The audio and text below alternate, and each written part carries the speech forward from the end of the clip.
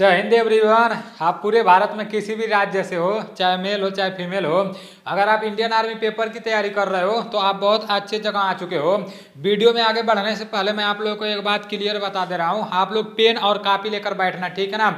ऐसा नहीं है कि 10 प्रश्न देखना, 20 प्रश्न देखना और वीडियो छोड़कर भाग जाना, ऐसा आप लोगों को बिल्कुल भी नहीं करना है। आज के इस वीडियो में टोटल 50 प्रश्न लिए गए हैं। 15 प्रश्न सामान्य ज्ञान के रहने वाले हैं और 15 प्रश्न सामान्य विज्ञान के रहने वाले हैं, 15 प्रश्न मैथ के रहने वाले हैं और 5 प्रश्न रीजनिंग के रहने वाले हैं। 50 प्रश्न समाप्त होने के बाद लास्ट में ईमानदारी पूर्वक से कमेंट करके बताना कि इन 50 प्रश्नों में से आपका कितना प्रश्न सही हुआ है। देखो, जो लोग रेगुलर लगे हुए हैं ना, जो लोग रेगुलर पढ़ाई कर रहे हैं ना, आने वाले समय में देखना वो लोग फौजी बनेंगे, उन लोग का इंडियन आर्मी का पेपर निकलेगा। और जो लोग ये सोचकर बैठे हुए हैं कि जब नई भर्ती आएगी तब हम तैयारी करना चालू करेंगे, तो अब तैयारी नहीं हो पाएगा, तब आपके दिमाग में बहुत ज्यादा टेंशन हो जाएगा। तो अभी से आप लोग अपने पढ़ाई में लगे रहो। भाई कितना टाइम दे रहे हो यार, दिन में बहुत मुश्किल से मुश्किल 1 से 2 घंटे का टाइम दे रहे हो, तो मतलब 24 घंटे तो अभी आपके पास आइए है। आराम से 7-8 घंटा सोवो और जो मन करना है वो करो, कम से कम 2-3 घंटा पढ़ाई कर लिया करो, ठीक है ना। यहाँ पर पहला प्रश्न है कि हुमायूं का मकबरा कहाँ स्थित है। राजस्थान, मुंबई, दिल्ली और गुजरात है। हुमायूं का मकबरा कहाँ स्थित है, तो इसका राइट आंसर दिल्ली हो जाएगा। Delhi is right answer. Humayun का मकबरा कहाँ स्थित है, दिल्ली में स्थित है, ठीक है ना। और दिलवाड़ा मंदिर कहाँ पर है, तो वो राजस्थान में है, ये भी आप लोगों को पता होना चाहिए। और गेटवे ऑफ इंडिया कहाँ पर स्थित है, तो गेटवे ऑफ इंडिया मुंबई में है और इंडिया गेट दिल्ली में है, ठीक है ना। जब गेटवे ऑफ इंडिया पूछेगा तो मुंबई हो जाएगा और इंडिया गेट नई दिल्ली हो जाएगा, ठीक है ना। साथ में आपका सोमनाथ मंदिर है, ठीक है ना। तो ये आप लोगों को पता होना चाहिए। नेक्स्ट प्रश्न की तरफ चलते हैं। नेक्स्ट प्रश्न है गोरखपुर परमाणु ऊर्जा संयंत्र भारत के किस राज्य में है।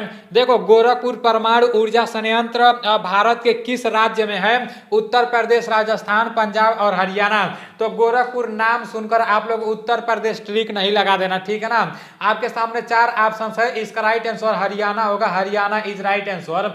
गोरखपुर एक कस्बे का नाम है, ये आप लोग को पता होना चाहिए। और पंजाब के अमृतसर में स्वर्ण मंदिर है, जो अमृतसर में स्वर्ण मंदिर है वो पंजाब राज्य में पड़ता है, तो ये भी आप लोगों को पता होना चाहिए।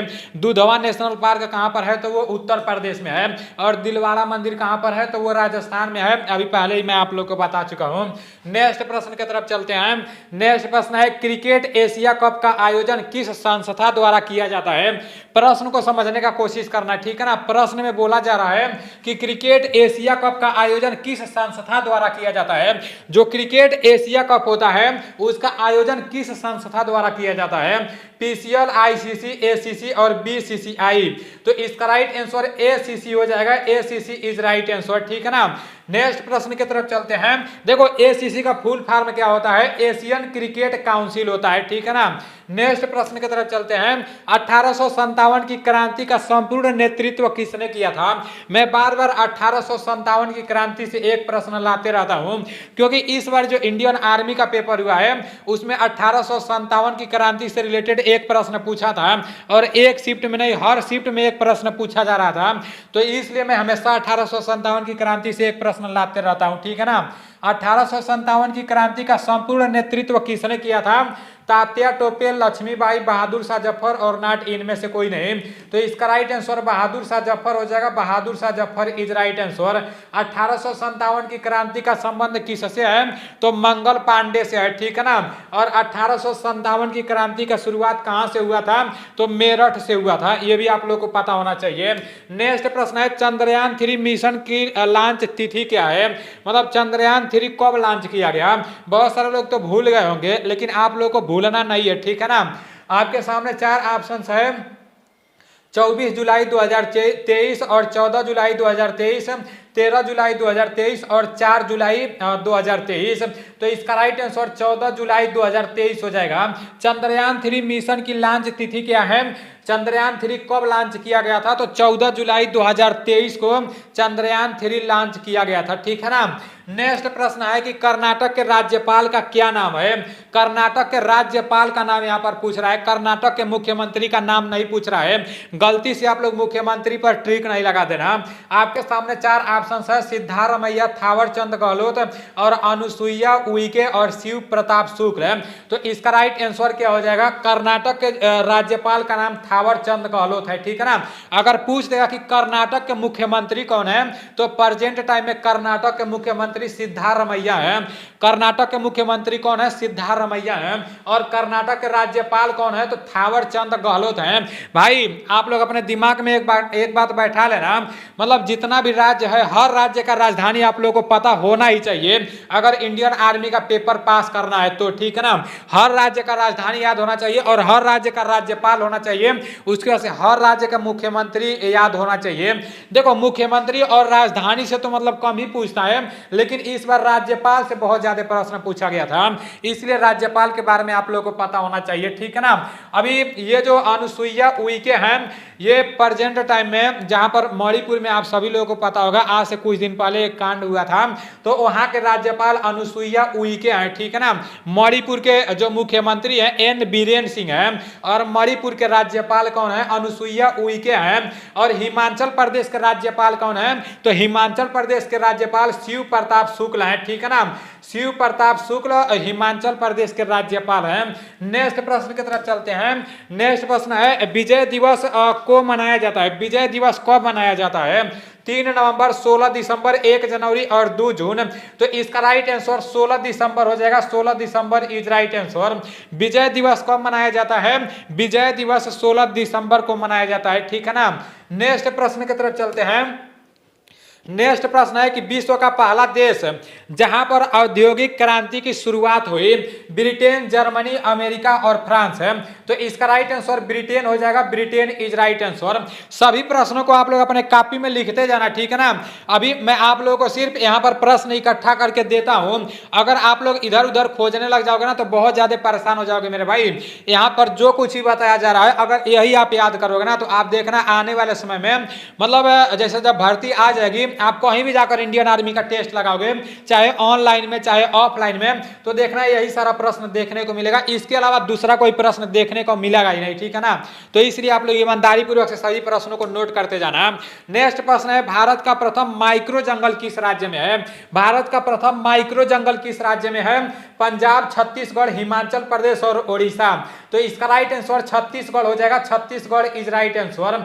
भारत का प्रथम माइक्रो जंगल किस राज्य में है? तो भारत का प्रथम माइक्रो जंगल छत्तीसगढ़ में है, ठीक है ना। भारत का प्रथम माइक्रो जंगल किस राज्य में है? छत्तीसगढ़ में है, आप सभी लोगों को पता होना चाहिए। और पंजाब में क्या है? स्वर्ण मंदिर पंजाब के अमृतसर में है। कभी कभी पूछ देता है, जैसे ऑप्शंस में पंजाब दे देता है, राज्य का नाम दे देता है, नहीं तो कभी कभी अमृतसर दे देता है, तो दोनों आप लोगों को पता होना चाहिए, ठीक है ना। हिमाचल प्रदेश की राजधानी शिमला है, ये आप सभी लोगों को पता होगा। नेक्स्ट प्रश्न की तरफ चलते हैं। वायु में नाइट्रोजन कितने प्रतिशत होती है? वायु में नाइट्रोजन कितने प्रतिशत होती है? ऑक्सीजन कितने प्रतिशत होती है? और कार्बन डाइऑक्साइड कितने प्रतिशत होती है? ये आप सभी लोगों को पता होना चाहिए, ठीक है ना। देखो अगर नाइट्रोजन पूछना रहेगा तो नाइट्रोजन पूछ देगा, अगर नाइट्रोजन नहीं पूछेगा ऑक्सीजन पूछना रहेगा तो ऑक्सीजन पूछ देगा, अगर ऑक्सीजन नहीं पूछना रहेगा तो कार्बन डाइऑक्साइड पूछ देगा, और यही तीनों हाईलाइटेड है, ठीक है ना। तो तीनों के बारे में आप लोग को पता होना चाहिए। वायु में नाइट्रोजन कितने प्रतिशत होती है? 78%, 21%, 0.03% और 46%। तो इसका राइट आंसर 78% हो जाएगा। जब पूछेगा कि वायु में नाइट्रोजन कितना प्रतिशत होता है, तो वायु में नाइट्रोजन 78% होता है, ठीक है ना। अगर पूछ देगा कि वायु में ऑक्सीजन कितना प्रतिशत होता है, तो वायु में ऑक्सीजन 21% होता है। अगर आप लोग गूगल पर सर्च मारोगे ना तो 20.5 के आसपास में दिखाएगा, लेकिन हर किताब में 21% देता है। और अगर पूछ देगा कि वायु में कार्बन डाइऑक्साइड कितना प्रतिशत होता है, तो वायु में कार्बन डाइऑक्साइड 0.03% होता है, ठीक है ना। नेक्स्ट प्रश्न की तरफ चलते हैं। नेक्स्ट प्रश्न है कि हल्दी घाटी का युद्ध किसके किसके बीच हुआ था। देखो हल्दी घाटी का युद्ध कब हुआ था और किसके किसके बीच हुआ था, ये आप लोगों को पता होना चाहिए। और दूसरा नंबर, पानीपत का प्रथम युद्ध कब हुआ था और किसके किसके बीच हुआ था। पानीपत का द्वितीय युद्ध कब हुआ था और किसके किसके बीच हुआ था। और पानीपत का तृतीय युद्ध कब हुआ था, किसके किसके बीच हुआ था। ये चारों आप लोगों को पता होना चाहिए, बाकी कोई पता हो या ना हो, लेकिन ये चारों पता होना चाहिए क्योंकि ये हाईलाइटेड प्रश्न है और यही बार बार पूछा जाता है। हल्दी घाटी का युद्ध किसके किसके बीच हुआ था। अकबर और हेमू, बाबर और इब्राहिम लोदी, अकबर और महाराणा प्रताप और मराठा और मुगल है। तो इसका राइट आंसर क्या हो जाएगा, हल्दी घाटी का युद्ध अकबर और महाराणा प्रताप के बीच में हुआ था। ठीक है ना, हल्दी घाटी का युद्ध पूछेगा तो अकबर और महाराणा प्रताप के बीच में हुआ था। और पानीपत का जो प्रथम युद्ध था, पानीपत का प्रथम युद्ध कब हुआ था, 1526 ईस्वी में हुआ था पानीपत का प्रथम युद्ध। ठीक है ना, अगर पूछ देगा कि पानीपत का प्रथम युद्ध किसके किसके बीच में हुआ था, तो पानीपत का प्रथम युद्ध बाबर और इब्राहिम लोदी के बीच में हुआ था। पानीपत का प्रथम युद्ध कब हुआ था, 1526 ईस्वी में हुआ था। किसके किसके बीच में हुआ था, तो बाबर और इब्राहिम लोदी के बीच में हुआ था। अगर पूछ देगा कि पानीपत का द्वितीय युद्ध कब हुआ था, तो पानीपत का द्वितीय युद्ध 1556 ईस्वी में हुआ था। और पानीपत का द्वितीय युद्ध किसके किसके बीच में हुआ था, तो पानीपत का द्वितीय युद्ध अकबर और हेमू के बीच में हुआ था। ठीक है ना, पानीपत का द्वितीय युद्ध किसके किसके बीच में हुआ था, तो अकबर और हेमू के बीच में हुआ था।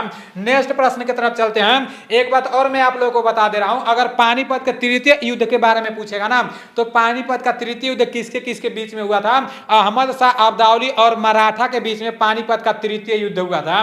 तो तीनों युद्धों के बारे में मैं आप लोगों को बता दिया हूं।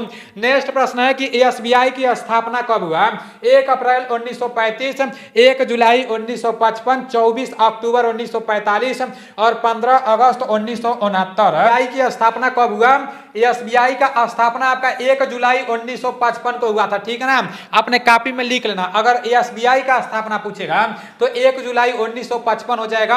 अगर आरबीआई का स्थापना पूछ देगा तो आरबीआई का स्थापना 1 अप्रैल 1935 को हुआ था। ठीक है ना, एसबीआई का स्थापना कब हुआ था, एसबीआई का स्थापना हुआ था 1 जुलाई 1955 है। और आरबीआई का स्थापना कब हुआ था, तो आरबीआई का स्थापना 1 अप्रैल 1935 को हुआ था। ठीक है ना, अगर पूछ देगा कि यूएनओ का स्थापना कब हुआ था, जिसको यूनाइटेड नेशन ऑर्गेनाइजेशन बोला जाता है, संयुक्त राष्ट्र संघ बोला जाता है, मैं आप लोगों को कई बार बता चुका हूं, तो उसका स्थापना कब हुआ था, यूएनओ का स्थापना 24 अक्टूबर 1945 को हुआ था। ठीक है ना, ध्यान रखना, कोई भी बात भूलना नहीं है, इसके सामने सामने आप लोग लिख लो।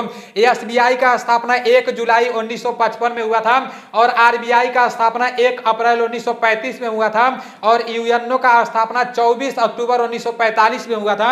अगर पूछ देगा इसरो का स्थापना कब हुआ था, जिसको इंडियन स्पेस रिसर्च ऑर्गेनाइजेशन बोला जाता है, जिसके बारे में कई बार पूछा जाता है, इस बार तो इसका फुल फॉर्म ही पूछ दिया था। तो इसरो का स्थापना 15 अगस्त 1969 को हुआ था। ठीक है ना, इसरो का स्थापना कब हुआ था, 15 अगस्त 1969 को हुआ था। देखो दोनों आप लोग को याद रखना है, यूएनओ का स्थापना 24 अक्टूबर 1945 को हुआ था और इसरो का स्थापना 15 अगस्त 1969 को हुआ था। नेक्स्ट प्रश्न की तरफ चलते हैं। नेक्स्ट प्रश्न है, 5 नदियों की भूमि किस राज्य को कहा जाता है, उत्तर प्रदेश, अमृतसर, पंजाब और मुंबई। तो 5 नदियों की भूमि किस राज्य को कहा जाता है, पंजाब को कहा जाता है। ठीक है ना, 5 नदियों की भूमि पंजाब को कहा जाता है। और भारत का प्रवेश द्वार किसे कहा जाता है, तो वो मुंबई को कहा जाता है। ठीक है ना, भारत का प्रवेश द्वार किसे कहा जाता है, मुंबई को कहा जाता है। और गेटवे ऑफ इंडिया कहां पर है, मुंबई में है। ठीक है ना, और मुंबई को फिल्मों के शहर के नाम से भी जाना जाता है। और उत्तर प्रदेश में दुधवा नेशनल पार्क है, आप सभी लोगों को पता होगा। और अमृतसर में क्या है, स्वर्ण मंदिर है। ठीक है ना, अमृतसर कहां पर पड़ता है, तो ये पंजाब राज्य में पड़ता है। नेक्स्ट प्रश्न की तरफ चलते हैं। नेक्स्ट प्रश्न है कि भारत में सबसे लंबा बांध कौन सा है, मतलब भारत का सबसे लंबा बांध कौन सा है, हीराकुंड बांध जो ओडिशा में पड़ता है। टिहरी बांध, ये टिहरी बांध उत्तराखंड में पड़ता है।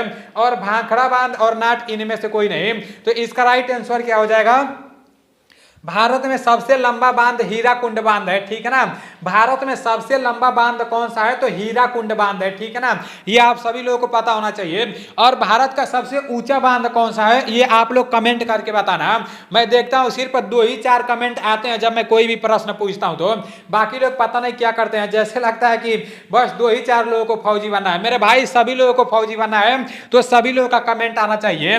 जो लोग सीरियस लेते हैं, जो सीरियस होकर पढ़ाई कर रहे हैं, मैं देखता हूं सिर्फ उन्हीं लोगों का कमेंट आता है, तो मैं सभी लोगों के कमेंट को पढ़ता हूं। ऐसा नहीं है कि किसी के कमेंट को नहीं पढ़ता हूं, सभी लोगों के कमेंट को पढ़ता हूं, तो सभी लोग कमेंट किया करो, ठीक है ना।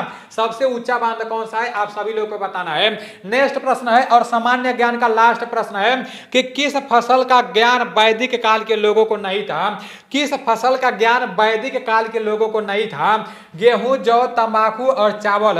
तो इसका राइट आंसर तंबाकू हो जाएगा, तंबाकू इज राइट आंसर। तंबाकू का ज्ञान वैदिक काल के लोगों को नहीं था, ठीक है ना। अभी आप लोग के सामान्य ज्ञान के 15 प्रश्न समाप्त हो चुके हैं। अब सामान्य विज्ञान की तरफ चलते हैं। सामान्य विज्ञान का पहला प्रश्न है कि प्रकाश के एक स्पेक्ट्रम में कितने रंग होते हैं? 5, 1, 7 और 3 है, तो इसका राइट आंसर 7 हो जाएगा। प्रकाश के एक स्पेक्ट्रम में कितने रंग होते हैं? तो प्रकाश के एक स्पेक्ट्रम में 7 रंग होते हैं, ठीक है ना। नेक्स्ट प्रश्न की तरफ चलते हैं। नेक्स्ट प्रश्न है कि बर्फ का गलनांक कितना होता है? 75 डिग्री सेल्सियस और 100 डिग्री सेल्सियस और 80 डिग्री सेल्सियस, 0 डिग्री सेल्सियस। इसका राइट आंसर 0 डिग्री सेल्सियस हो जाएगा, ठीक है ना। बर्फ का गलनांक कितना होता है? 0 डिग्री सेल्सियस होता है। नेक्स्ट प्रश्न है कि धावन सोडा का रासायनिक सूत्र क्या होता है? NaCl और CaO, Na2CO3, 10H2O और नॉट इनमें से कोई नहीं। तो धावन सोडा का रासायनिक सूत्र क्या होता है? Na2CO3, 10H2O होता है, ठीक है ना। धावन सोडा का रासायनिक सूत्र क्या होता है? Na2CO3, 10H2O होता है। और नमक का तो आप सभी लोगों को पता होगा, NaCl होता है। नेक्स्ट प्रश्न है कि भोजन की ऊर्जा को किस यंत्र से मापते हैं? कई बार मैं आप लोगों को बता चुका हूं, भोजन की ऊर्जा को किस यंत्र से मापते हैं? लैक्टोमीटर, थर्मामीटर, बाम कैलोरीमीटर और स्टेथोस्कोप। तो इसका राइट आंसर बाम कैलोरीमीटर हो जाएगा। Bomb calorimeter is right answer. भोजन की जो ऊर्जा होती है उसको किस यंत्र से मापते हैं? तो बाम कैलोरीमीटर से मापते हैं। और जो दूध का शुद्धता होता है, दूध का शुद्धता किस से मापते हैं? तो दूध का शुद्धता लैक्टोमीटर से मापते हैं, ठीक है ना। दूध का शुद्धता किससे मापते हैं? दूध का शुद्धता लैक्टोमीटर से मापते हैं। और हृदय की जो धड़कन होती है वो किससे मापते हैं? ये आप सभी लोगों को बताना है, क्योंकि ये मैं बता दूंगा तो फिर आप लोग क्या बताओगे। और थर्मामीटर से क्या मापते हैं ये भी आप लोगों को कमेंट में बताना है, ठीक है ना। नेक्स्ट प्रश्न है कि प्रोटीन की मात्रा सर्वाधिक पाई जाती है, किसमें पाई जाती है? दालों में, सोयाबीन में, शैवालों में और अंडे में। तो इसका राइट आंसर शैवालों में हो जाएगा। प्रोटीन की मात्रा सर्वाधिक किसमें पाई जाती है?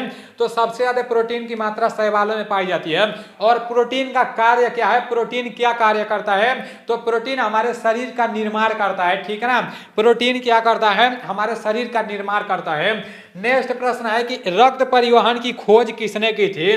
विलियम हार्वे, जोसेफ आस्पिडिन और एडवर्ड जेनर लैड स्टीनर। इसका राइट आंसर क्या हो जाएगा? विलियम हार्वे हो जाएगा। रक्त परिवहन की खोज किसने की थी? तो विलियम हार्वे ने की थी, ठीक है ना। नेक्स्ट प्रश्न है कि मनुष्य का सामान्य रक्तचाप होता है 150 से 90, 120 से 80 और 100 से 50 और 90 से 80। तो इसका राइट आंसर 120 से 80 आ जाएगा, ठीक है ना। 120 से 80 इज राइट आंसर। नेक्स्ट प्रश्न की तरफ चलते हैं। तत्वों का सबसे पहले वर्गीकरण किया था, किसने किया था? यह प्रश्न मैं आप लोगों के लिए छोड़ रहा हूं, ठीक है ना, क्योंकि हर वीडियो में एक प्रश्न आप लोगों के लिए छोड़ना बहुत जरूरी है। नहीं तो आप लोग मकरागिरी करने लग रहे हो, कोई पढ़ रहा है कोई नहीं पढ़ रहा है, तो ऐसे काम चलने वाला नहीं है, ठीक है ना। अगर लगातार पढ़ते रहोगे तभी कुछ होगा, नहीं तो कुछ नहीं होने वाला है। तत्वों का सबसे पहले वर्गीकरण किसने किया था ये आप लोगों को बताना है। मुझे पता है गूगल बाबा का सहारा लोगे, लेकिन गूगल बाबा के साथ साथ किताबों में भी आप लोगों को देखना है। जो किताब खरीदे हो उसमें भी देखना ये प्रश्न मिल रहा है या नहीं। सूर्य ग्रहण के समय सूर्य का कौन सा भाग दिखाई देता है? वर्ण मंडल, कोरोना और प्रभात मंडल और कोई भाग नहीं। तो इसका राइट आंसर कोरोना हो जाएगा। Corona is right answer. सूर्य ग्रहण के समय सूर्य का कौन सा भाग दिखाई देता है? तो कोरोना राइट आंसर हो जाएगा। नेक्स्ट प्रश्न है समुद्री जल से नमक किस विधि द्वारा तैयार किया जाता है? समुद्री जल से नमक किस विधि द्वारा तैयार किया जाता है? ऊर्ध्वपातन, वाष्पीकरण, क्रिस्टलीकरण और आसवन है। तो इसका राइट आंसर क्या हो जाएगा? वाष्पीकरण हो जाएगा। वाष्पीकरण इज राइट आंसर। समुद्री जल से नमक किस विधि द्वारा तैयार किया जाता है? तो वाष्पीकरण द्वारा तैयार किया जाता है। निम्न में से किसका प्रयोग दर्पण को चमक देने के लिए होता है? निम्न में से किसका प्रयोग दर्पण को चमक देने के लिए होता है? सिल्वर नाइट्रेट, जिंक नाइट्रेट और सिल्वर ऑक्साइड और पिच ब्लेड। तो इसका राइट आंसर हो जाएगा silver nitrate. Silver nitrate is right answer. Next प्रश्न है कि पोलियो के टीके की खोज किसने की? John Harrison, John E Salk और जे थॉमसन और जेड जॉनसन है। तो इसका राइट आंसर हो जाएगा जॉन ई साल्क। ठीक है ना। नेक्स्ट प्रश्न की तरफ चलते हैं। नेक्स्ट प्रश्न है कि भारत का प्रथम परमाणु बिजली घर कहां प्रारंभ किया गया? भोपाल और रावत भाटा, तारापुर और बंगलौर है। तो इसका राइट आंसर क्या हो जाएगा? इसका राइट आंसर तारापुर हो जाएगा। Tarapur is right answer. Bharat का प्रथम परमाणु बिजली घर कहां प्रारंभ किया गया? तो तारापुर में किया गया। ठीक है ना। नेक्स्ट प्रश्न है कि लाफिंग गैस का रासायनिक नाम क्या है? नाइट्रस ऑक्साइड और क्लोरोपिक्रीन, मीथेन और ओजोन है। तो इसका राइट आंसर हो जाएगा nitrous oxide. Nitrous oxide is right answer. Next प्रश्न है और लास्ट प्रश्न है कि बिना उपग्रह वाला ग्रह है बुध, शुक्र दोनों और नाट इनमें से कोई नहीं। तो है दोनों जो है सब ना, बुध और शुक्र, ये दोनों बिना उपग्रह वाला ग्रह है सब। ठीक है ना। अभी आप लोगों के सामान्य ज्ञान के 15 प्रश्न समाप्त हो चुके हैं और सामान्य विज्ञान के भी 15 प्रश्न समाप्त हो चुके हैं। अब विशु सर आ रहे हैं मैथ का क्लास कराने के लिए। तो आप लोग पेन और कॉपी लेकर बैठ जाओ और पूरा का पूरा मैथ का क्लास करो और रीजनिंग का क्लास करो। ठीक है ना। जय हिंद दोस्तों, मैं विशु आर्य स्वागत करता हूं आपका आपके अपने YouTube channel Nilesh defence career पर। और आपका जो क्वेश्चन चले हुए थे, नीलेश भाई ने आपको 15 क्वेश्चन जीके के और 15 क्वेश्चन साइंस के आपको कराए हैं, जो बहुत ही बेस्ट कंटेंट आपको प्रोवाइड कर रहे हैं। क्योंकि मैं देख रहा हूं नीलेश भाई एक स्टूडेंट होते हुए भी दिन रात आप लोगों के लिए बहुत अच्छे अच्छे क्वेश्चन का कलेक्शन लेकर आ रहे हैं। वाकई में यार वो बड़ी मेहनत कर रहे हैं आप लोगों के लिए। तो आपका भी फर्ज है आप भी उनके लिए मेहनत करें और उनके लिए भी और अपने लिए भी मेहनत करें। जो क्योंकि आपको पाना क्या है? वर्दी पानी है। और वर्दी के लिए दोस्तों आपको दिन रात एफर्ट्स करना पड़ेगा और मेहनत करना पड़ेगा। और दिन रात नहीं करना, ओनली आपका ये जो प्रोसेस है 50 से 55 मिनट का एक वीडियो है, अगर पर डे आप एक वीडियो भी देखते हैं तो यही मेहनत आपकी बहुत हो जाएगी। तो चलते हैं अपने आज के क्वेश्चन पर। 31वां क्वेश्चन क्या है? मैथ्स का क्वेश्चन है आपका कि कोई धन 5% की दर से कितने समय में दोगुना हो जाएगा? मान लो मैंने आपसे पैसा लिया 1 रुपया और जब देने गया तो 2 गुना दिया। मैंने लिया आपसे 1 रुपया और जब देने गया तो 2 गुना दिया। क्यों दिया? क्योंकि मैंने आपके ब्याज भी दे दिया। तो कितना ब्याज दिया? 1 रुपये का मैंने आपको क्या दिया? ब्याज दिया। और ये वैल्यू क्या हो गया? ब्याज हो गया। क्या दिया? ब्याज। और कितना दिया? 1 रुपये का। अब इसने क्या कहा कि समय बताओ, और समय बराबर होता है, अगर आप सूत्र से करना चाहें, समय बराबर ब्याज गुणा 100, ब्याज गुणा 100 बटे मूलधन गुणा दर। समय बराबर होता है ब्याज गुणा 100 बटे मूलधन गुणा दर। और जो मूल ब्याज मिला वो आपको 1 रुपया मिला और गुणा 100। और किस पर मिला भाई? ये जो वैल्यू है ये आपका मूलधन है और ये क्या है? आपका मिश्र धन। 1 रुपये पर मिला। मिला किस पर? 1 रुपये पर। मिला किस पर दोस्तों? 1 रुपये पर मिला। और गुणा और दर जो दिया आपका 5% दिया। दर दिया 5%, 5 से काट दिया 5 दूनी 10। तो मतलब कितना है आपका? 20 वर्ष। और 20 वर्ष मतलब ऑप्शन सी क्या है दोस्तों? आपका सही है। कोई धन, मान लो धन हमने मान लिया 1 रुपया, जब मुझे देना पड़ गया जिससे लिया था तो 2 गुना दिया, 1 रुपया एक्स्ट्रा दिया। और 1 रुपया क्यों दिया? क्योंकि ब्याज का दिया। तो समय बताना है, समय बराबर सूत्र होता है ब्याज गुणा 100 बटे मूलधन गुणा दर। 1 रुपया दिया, दिया किस पर? 1 पर गुणा 100 का बटे 5 और 5 से कट गया 20 बार। तो सी ऑप्शन आपका सही है। चलते हैं नेक्स्ट क्वेश्चन पर। पित्तल और जस्ता का कुल 950 kg वजन है। 950 किलो मिश्रण है जिसमें इनका अनुपात देखो, जो अनुपात है वो 11:8 के अनुपात है। 11:8 का अनुपात है और इसने क्या कहा, जो टोटल वेट है वो 950 किलो है। जो टोटल मिश्रण है वो 950 किलो है। एक 11 है, पित्तल 11 के अनुपात में है और जस्ता पित्तल जो है वो 11 के अनुपात में है और जस्ता पित्तल 11 के अनुपात में और जस्ता जो दिया वो 8 के अनुपात में। ये पित्तल है और ये जस्ता, तो पित्तल का 11 और जस्ते का 8 अनुपात और दोनों मिलकर हो गए 11 में 8 जोड़ लिया तो 19 और 19 का वैल्यू 950। तो एक अनुपात का वैल्यू देख लें आप, 950 का बटा 19, 19 पंजे 95, 050। एक अनुपात का वैल्यू आया 50, तो इसने पित्तल की मात्रा ज्ञात करो और पित्तल पर 11 अनुपात हैं, पित्तल पर 11 अनुपात हैं, 1 गुणा 50 तो 50, 0 11 पंजे 55, तो पित्तल जो आया आपका 550 केजी। तो ऑप्शन सी क्या है दोस्तों आपका सही है। देखो पित्तल जो है 11, जस्ता 8, 11 और 8 जोड़ लिया 19। क्यों जोड़ लिया? क्योंकि ये जो योग आया कुल 950 था। 19 का मान 950, 1 का 950 का बटा 19, 19 से कट गया 50 बार, तो एक अनुपात का वैल्यू 50 और इस पर पित्तल पर 11 अनुपात हैं, 11 गुना 50 तो 550। अगर जस्ता पूछता 50 गुना 8 तो 400 आपका आंसर बनता। चलते हैं नेक्स्ट क्वेश्चन पर।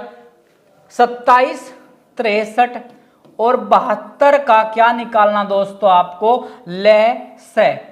आपके इंडियन आर्मी के एग्जाम में बहुत ज्यादा पूछा जाने वाला आपका क्वेश्चन है कि इसका लय है बताओ।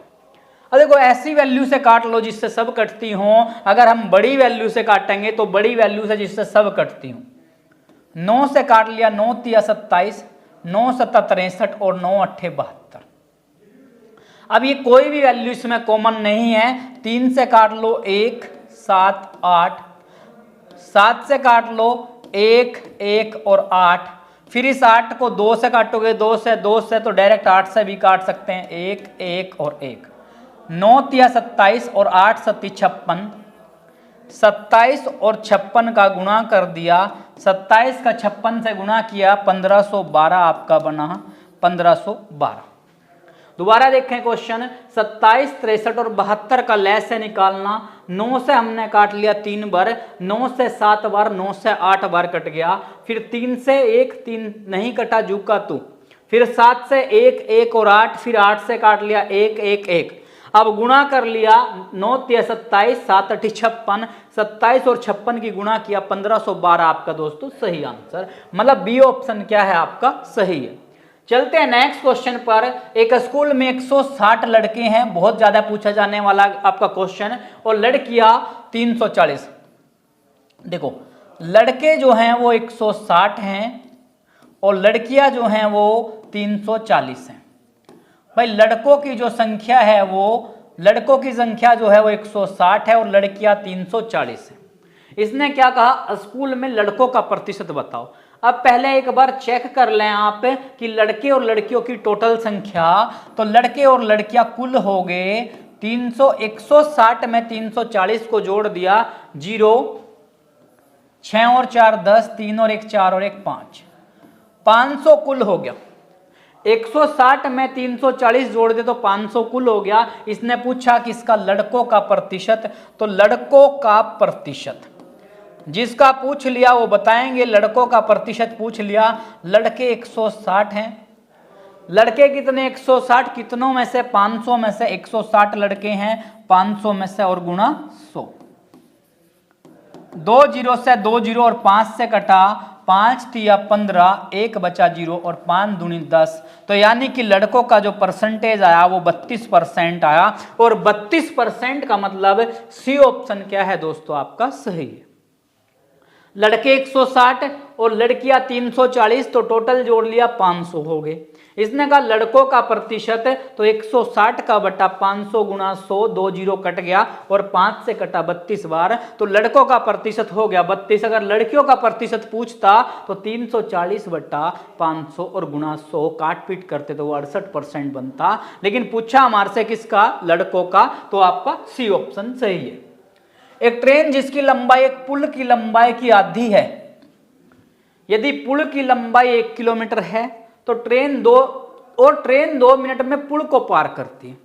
ट्रेन क्या करते हैं, उस पुल को 2 मिनट में पार करते हैं, तो ट्रेन की गति बताओ। मतलब चाल पूछ लिया और चाल बराबर होता है दूरी बटा समय। चाल बराबर दूरी बटा समय। और मैं आपको बताया था भाई, जब भी एक ट्रेन किसी पुल को पार कर रही है तो अपनी दूरी तो चलेगी प्लस पुल की दूरी भी चलेगी। अब पुल की लंबाई 1 किलोमीटर। अब देखो, जो पुल है वो 1 किलोमीटर है, मतलब लिख सकते हैं हम 1000 मीटर। पुल की जो लंबाई है वो 1000 मीटर है और ट्रेन की जो लंबाई है भाई, पुल की लंबाई की आधी। पुल की लंबाई की आधी मतलब 1000 का आधा देख लें, 1000 का आधा किया तो 500। इसका मतलब बन गया अब हमारा क्वेश्चन, 500 मीटर लंबी ट्रेन 1000 मीटर लंबे प्लेटफॉर्म को, 1000 मीटर लंबे पुल को 2 मिनट में पार करती है। और जब ट्रेन किसी पुल को पार करती है तो ट्रेन की लंबाई प्लस पुल की लंबाई दोनों जुड़ जाती है। और ट्रेन की लंबाई दिया 500 मीटर और पुल का दिया 1000 मीटर। 500 प्लस 1000 मीटर और कितना टाइम दिया, समय दिया आपका 2 मिनट। अब यहां भी कंफ्यूजन कर दिया आपके लिए। यहां क्या कंफ्यूजन कर दिया आपके लिए, 500 प्लस 1000 बटा 2 मिनट। अब 2 मिनट को आप चेंज कर लो, क्योंकि ये मीटर है, ये सेकंड में लाना है भाई इस वैल्यू को। और सेकंड में लाने के लिए क्या करेंगे, 500 और 1000 जोड़िए तो 1500 मीटर और बटे 2 मिनट को चेंज किया, 1 मिनट में 60 सेकंड होते हैं और 2 मिनट में हो गया 120 सेकंड।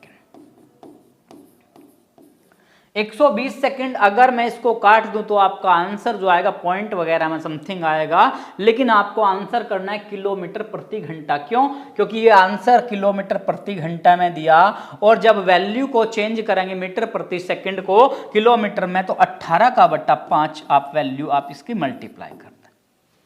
5 0 से 0 काट लिया, 0 से 0 काट लिया, 6 से 6 दूनी 12 और 6 तिया 18। अब 150 का 3 में गुणा कर दो। 150 का जब 3 में गुणा किया तो 450 और 5 का 2 से गुणा किया 10 और 0 से 0 कट गया तो 45 किलोमीटर प्रति घंटा आपका 45 किलोमीटर प्रति घंटा। ए ऑप्शन क्या है दोस्तों आपका सही है।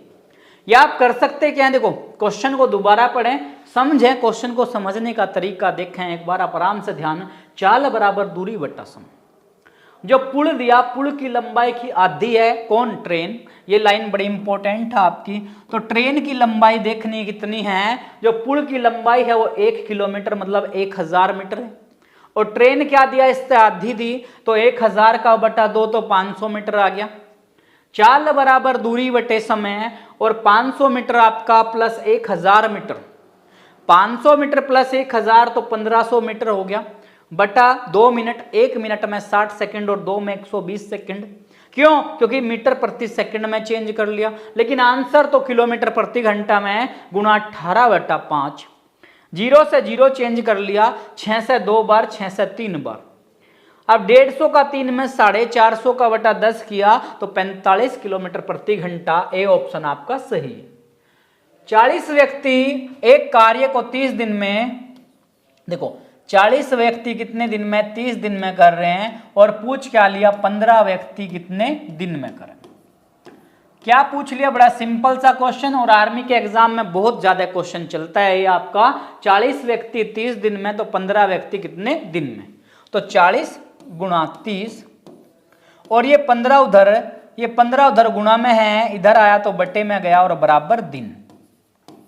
भाई 15 से इसको काट दिया, 15 दूना 30 और 40 का दूना 80 तो 80 दिन में क्या करेंगे, 80 दिन में क्या करेंगे, वो इस चीज को कंप्लीट करेंगे। 80 दिन में कितने, 15 आदमी। ऑप्शन क्या, डी आपका सही है। 40 व्यक्ति 30 दिन तो 15 व्यक्ति दिन पूछ लिया, ये 15 गुणा में है तो बटे में आया, 15 से 2 बार और 40 दुनिया 80 दिन आपका राइट आंसर। चलते हैं नेक्स्ट क्वेश्चन पर। एक आयत की लंबाई दे दिया, आयत की लंबाई दे दिया, बहुत ज्यादा चलने वाला क्वेश्चन, 20 मीटर और आयत की चौड़ाई दे दिया 15 मीटर और इसने पूछ लिया आपसे क्षेत्रफल पूछ लिया। और किसका क्षेत्रफल, आयत का क्षेत्रफल। आपसे जो पूछ लिया गया वो आयत का क्षेत्रफल पूछ लिया दोस्तों, और आयत का क्षेत्रफल आपको मैंने आयत वाले चैप्टर में पढ़ाया, लंबाई गुना चौड़ाई। आयत का क्षेत्रफल होता है लंबाई गुना चौड़ाई, और जो लंबाई दिया आपका 20 मीटर दिया और जो चौड़ाई दिया आपका 15 मीटर दिया। भाई लंबाई दे दिया आपका 20 मीटर और चौड़ाई दे दिया 15 मीटर, 15 0 0 और 15 दूनी 30, 300 वर्ग मीटर। तो 300 वर्ग मीटर बन गया आपका सही आंसर, आपका 300 वर्ग मीटर। भाई ये मीटर में दिया तो वर्ग मीटर आप इसको कर लीजिए, 300 का वर्ग मीटर कर लो, वर्ग मीटर अदरवाइज आपका गलत हो जाएगा, 300 वर्ग मीटर। 300 वर्ग मीटर आपका सही आंसर। लंबाई 20 चौड़ाई 15, 20 का क्षेत्रफल होता है लंबाई गुणा चौड़ाई, तो 20 का 15 से गुणा कर दिया, 15 0 0, 15 दूनी 30, 300 वर्ग मीटर दोस्तों आपका सही आंसर। चलते हैं नेक्स्ट क्वेश्चन पर। एक पिता व पुत्र की आयु का अनुपात, देखो पिताजी दिए और पुत्र दिया, इन दोनों की आयु का जो अनुपात दिया वो 7:3 दिया। पिता के पास आयु के 7 अनुपात है, पुत्र के पास 3 है, और इनकी आयु का गुणनफल दे दिया, गुणनफल दे दिया भाई, गुणनफल दे दिया आपको 756। पिता के पास आयु का 3 अनुपात है और पुत्र के पास 3 अनुपात है, और गुणनफल दे दिया 756। अब जब गुणनफल की बात देंगे तो इसको x मान लिया 7x और इसको 3x मान लिया, और बराबर 756। 7 का 3 में गुणा करो, 7 गुणा 3, और x का x में x स्क्वायर बराबर 756 का बटा 3। 3 से काट 3 और गुणा में 7 भी गया भाई, 3 से काट दिया, 3 दूना 6, 1 5, 3 पंजा 15 और 3 दूना 6। 7 से काट दिया, 7 तिया 21, 4 बचा 2, 7 छंग 42। तो x स्क्वायर बराबर 42 और x बराबर अंडर रूट का 42 दिया, और 42 जो दिया वो आपका सॉरी अंडर रूट में वैल्यू दिया 36 आ गया। अंडर रूट में कितना है 36 आ गया, और 36 किसका बना 6 का, 36 आपका बन गया 6 का। अब इसने क्या कहा, पिता की उनकी आयु का अनुपात क्या होगा, दोनों की आयु का अनुपात कितने वर्ष बाद, 6 वर्ष बाद। अब देखो 7 अनुपात था पिता पर, तो 7 गुणा 6, 7 छंग 42 आ गया। 3 अनुपात है पुत्र पर, 3 छंग 18 आ गया। अब 6 की गुणा क्यों की, क्योंकि 1 अनुपात का वैल्यू 6 आया। अब क्या कहा, 6 वर्ष बाद इनकी आयु का अनुपात क्या होगा, तो आज 42 है तो 6 साल के बाद 42 और 6 48 हो जाएगा। आज 18 है तो 6 साल बाद 18 और 6 24 हो जाएगा। और अनुपात पूछ लिया तो अगर ये कटता है वैल्यू को काट दो, अगर नहीं कटता तो छोड़ सकते हैं। 24 से कट गया 24 ही कम 24 और 24 दूनी 48, तो 2:1, 2:1 हो जाएगा। दोबारा देखो, पिता और पुत्र 7:3 हैं, गुणनफल का 756, तो गुणनफल में 7 और x 7x मान लिया, 3 के साथ x 3x मान लिया, 7 तिया 21 या 7 3 इधर लेकर गए और x किया x स्क्वायर। 3 से कटा 252 बार, 7 से कटा 36 बार, और 36 बना दोस्तों आपका 6 का। 36 बना 6 का, तो आज की देख लो पिता की आयु 7 में 6 की गुणा 42 और 6 में 3 की गुणा 18, लेकिन पूछ लिया 6 साल के बाद 42 और 6 48, 18 और 6 24, तो 24 से काट लिया, 24 ही कम 24, 24 दूनी 48, तो 2:1, मतलब ए ऑप्शन क्या है आपका सही है। नेक्स्ट क्वेश्चन पर चलते हैं। 132 का भाग, बहुत ज्यादा पूछा जाने वाला क्वेश्चन, 132 का भाग 0.06। तो क्या करना, 132 आप लिख लेंगे। 132 आपने क्या किया, लिखा 132 और भाग का मतलब बटे 0.06। 132 भाग का मतलब बटे 0.06, 0.06 आपका आया।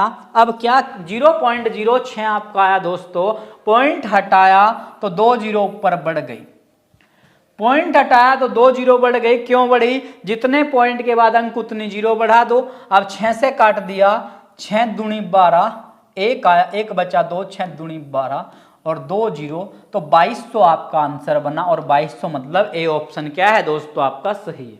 132 डिवाइड 0.06, 132 और 0.06 पॉइंट हटाया तो 2 जीरो बढ़ा, 132 डबल जीरो को 6 से काट दिया, 2200 आपका सही आंसर। चलते हैं नेक्स्ट क्वेश्चन पर। मोहन ने एक वस्तु 50% के लाभ पर 150 रुपए में बेच दी।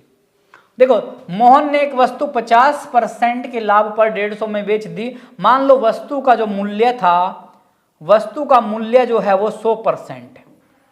मूल्य कितना 100% है। जब लाभ ले लिया कितना, लाभ ले लिया कितना 50% का, तो कितना हो गया 50% का जब लाभ हो गया तो 150% हो गया। मोहन ने क्या किया, 100% मूल्य था, जब 50% लाभ ले लिया और 100 पर 50 बढ़ाना या 20 बढ़ाना या 30 बढ़ाना तो डायरेक्ट बढ़ जाता है। तो 100 में 50 बढ़ा तो 150, और ये कह रहा है 450 में बेच दिया, तो 150% का मान 450 और 1% का मान 450 का बट्टा 150। 0 से 0 और 15 से 3 बार कट गया। 1% का मान दोस्तों 3 आया, और इसने पूछ लिया वस्तु का क्रय मूल्य, और क्रय मूल्य तो आपने क्या मान लिया था 100%। तो क्रय मूल्य जब 1% का मान 3 आया तो 100%, 100 गुणा 3, और 100 में 3 का गुणा किया 300 रुपए, और 300 रुपए बना आपका ए ऑप्शन सही। क्रय मूल्य ये क्या क्रय, एक वस्तु को 50% के लाभ पर बेच दिया। भाई जो वस्तु बेचेगा वो क्रय मूल्य पर बेचता है, और क्रय मूल्य मान लिया हमने 100, और जब 50 का लाभ हुआ तो 150% किसके बराबर 450 के, तो 1% 450 का बटा 150। 15 से 0 15 से 3 बार कट गया। जब 1% का मान 3, क्रय मूल्य 100, तो 100 दिया 300 आपका सही आंसर। चलते हैं नेक्स्ट क्वेश्चन पर। एक बाइक का अंकित मूल्य 50,000 है। बाइक पर अंकित जो है वो लिखा हुआ है वो 50,000 है। फिर क्या कहा, 2 क्रमागत छूट क्रम से। क्रमागत छूट का मतलब डिस्काउंट दे दिया, पहला 10% व 20% की छूट दे दी। अब पहली 10% दे दी तो 90% तो लेगा, और फिर क्या किया 20% दे दी तो 80 तो लेगा, और बट्टा 100। जो पहली छूट दी वो 10% की दी तो 90% तो लेगा, और अगली छूट 20% दिया तो 80 तो लेगा। 2 और 2 4, 1 2 3 4, 4 जीरो कट गया, तो 500 गुणा 9 8 72, यानी कि 00, 5 दूना 10, हासिल 1, 5 7 35 और 1 36। 36,000 रुपए तो क्या करेगा, लेगा दुकान वाला। जो जिससे बाइक लिया 36,000 तो लेगा, और पूछ लिया तो छूट को रुपए में बताओ। भाई 36,000 पहला ऑप्शन है, लेकिन छूट रुपए में। अब 50,000 का सामान है जो 36,000 का बेच दिया, तो 50,000 का सामान जो लिया था हमने, जो बाइक थी 50,000 था, और दुकानदार ने 36,000 में दे दिया, तो कितना रुपया छोड़ दिया 14,000 रुपए का क्या कर दिया दुकानदार ने, डिस्काउंट कर दिया। बी ऑप्शन आपका सही है। 50,000 रुपए, 10% छूट तो 90/100, 20 छूट तो 80/100, तो 2 और 2 4, 4 जीरो काट दिया, 500 गुणा 9 8 72, तो 500 का 72 से 36,000 कर दिया। तो 50,000 का जो सामान था वो 36,000 में बेच दिया, तो छोड़ कितना दिया 50 से 36 गया, तो 14,000 रुपए, और बी ऑप्शन आपका सही आंसर। बहुत बढ़िया क्वेश्चन। एक महिला ने बाजार से 5 किलो चीनी, मतलब महिला जो गई वो चीनी लेने गई, कितना 5 किलो, और 40 रुपए के भाव से। महिला जो गई दुकान पर गई, उसने 5 किलो, मान लो आपकी मम्मी हैं, वो दुकान पर सामान लेने गए, आपके पिताजी दुकान पर सामान लेने गए, महिला दिया तो माँ का नाम ले लिया, चीनी लाई 5 किलो और 40 के हिसाब से, तो 5 चौक 20 मतलब 200 रुपए की।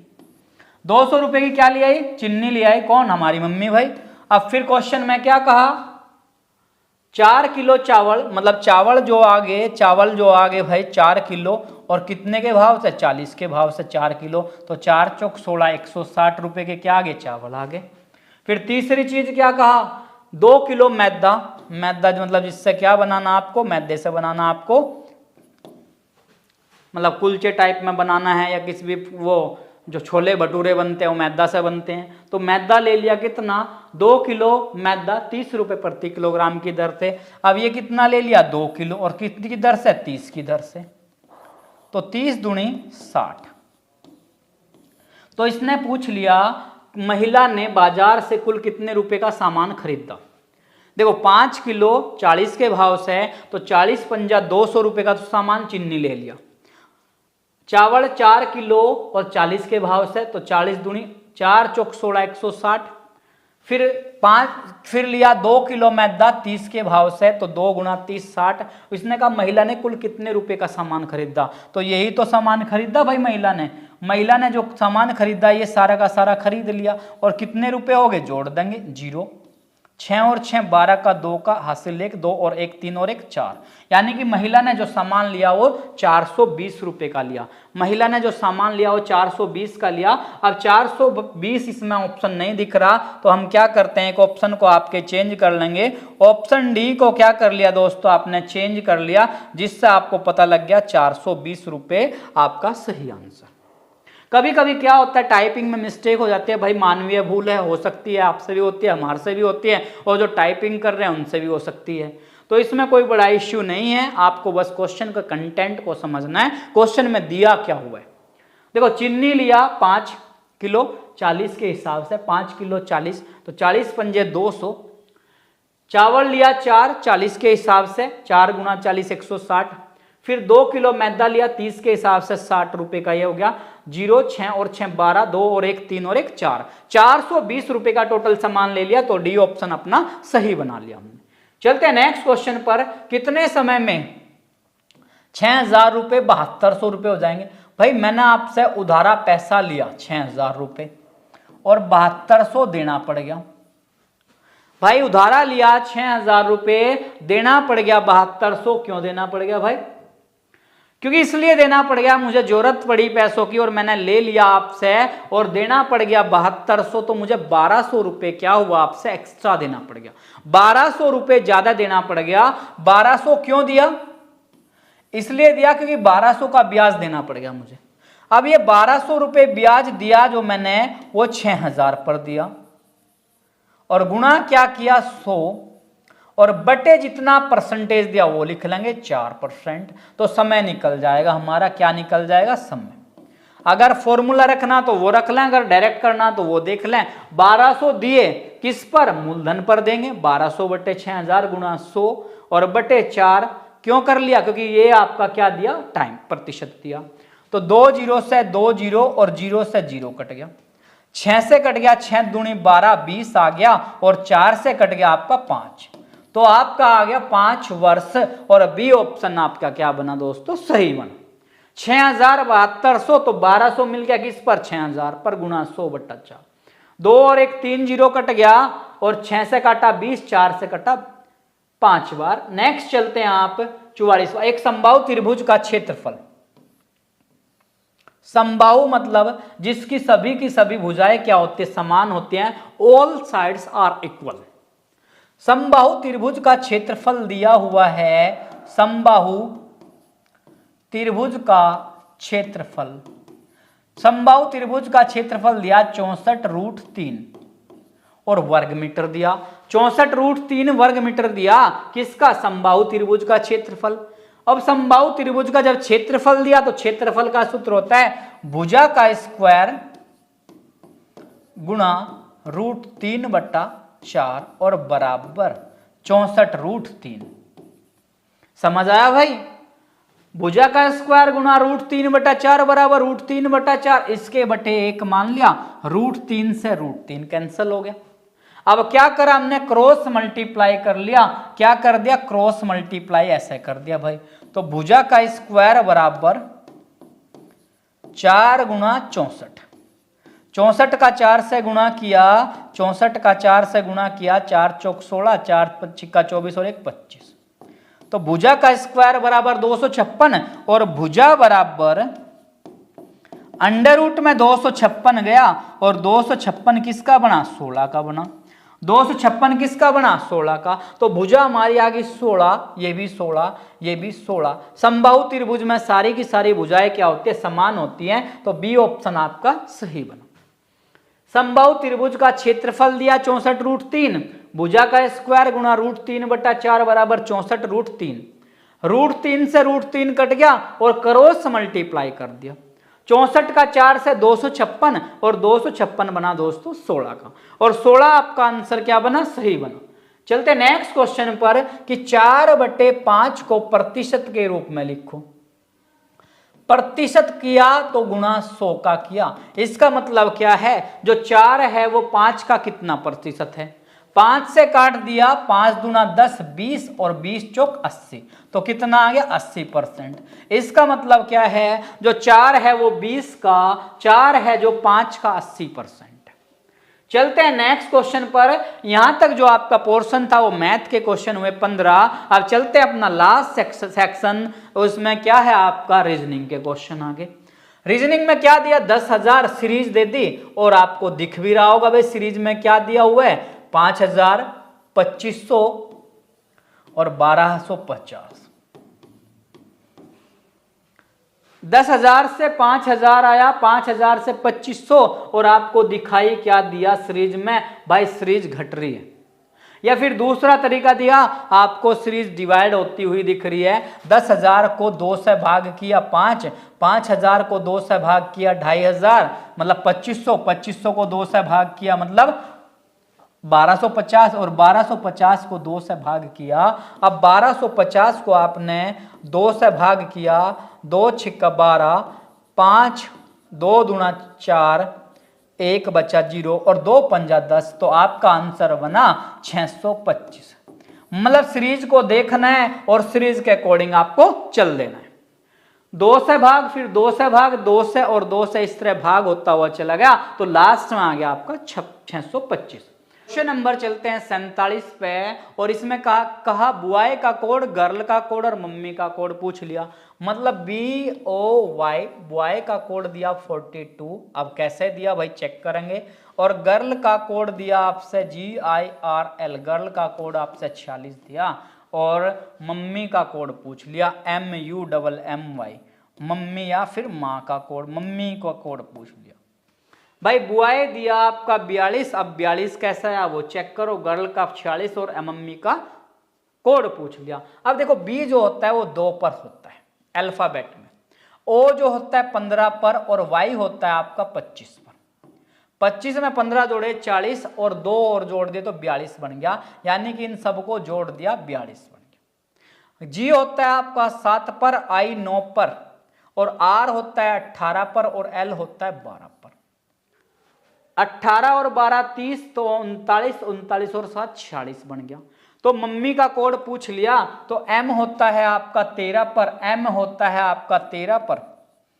यू होता है, एम जो होता है वो आपका 13 पर हुआ, एम हुआ 13 पर, यू हुआ 21 पर, भाई टी 20 पर, यू 21 पर, एम 13 पर, फिर 13, और वाई होता है 25 पर।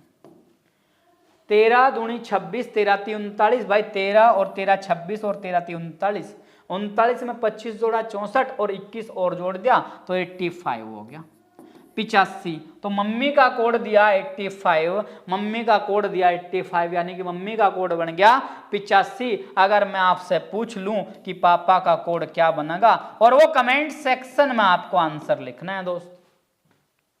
बॉय का कोड दे दिया, गर्ल का दे दिया, मम्मी का हमने बना लिया, कितना 85 बना, तो पापा का कोड आपको लिखना है। और वाकई में आप अपनी माँ से प्यार करते तो एक बार आई लव माई मदर जरूर लिखें कमेंट सेक्शन में दोस्तों।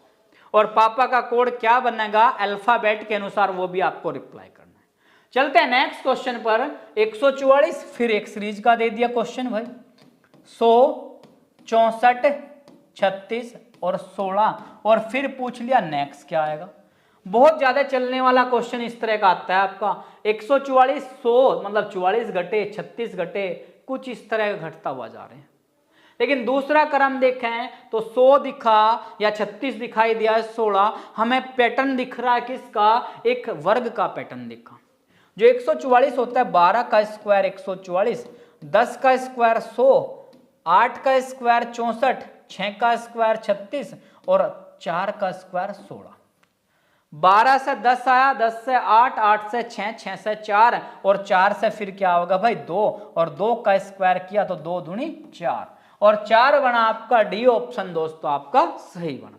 यानी कि सीरीज में पैटर्न चल रहा है आपका स्क्वायर का। चलते हैं नेक्स्ट क्वेश्चन पर। यदि किसी सांकेतिक भाषा में राम का कोड दिया, RAM राम का 18 11 3, फिर क्या लिखा, मोहन का कोड आपसे पूछ लिया, मोहन का कोड आपसे पूछ लिया। अब देखो R का जो क्रम होता है वो 18 पर होता है, A का 1 पर और M जो होता है वो 13 पर होता है, M होता है 13 पर। मतलब कि ये इसके पास कर दो इसको, क्योंकि ये कंफ्यूजन पैदा करेगा आप में, ये कंफ्यूजन पैदा करेगा। इस तरह लिखा हुआ है तो R 18 पर, A 1 पर और M 13 पर। सीधा सीधा अल्फाबेट का कोड दे रखा है तो इसने पूछ लिया मोहन का कोड, तो M जो होता है आपका, M वर्ड जो होता है आपका वो 13 पर, O 15 पर, H 8 पर, A 1 पर और N 14 पर। तो 13 15 8 1 1 4, 13 15 8 1 1 4, 13 15 8 1 1 4। अभी नहीं बनना तो थोड़ा सा क्या हो रहा है इसमें गलत हो रहा है एक ऑप्शन। इसको 13 15 8 1 कितनी बार है, 2 बार है, तो एक बार और आप क्या लगा लेंगे, 1 लगा लेंगे, 1 1 4। तो ऑप्शन बी क्या बना दोस्तों आपका करेक्ट बना।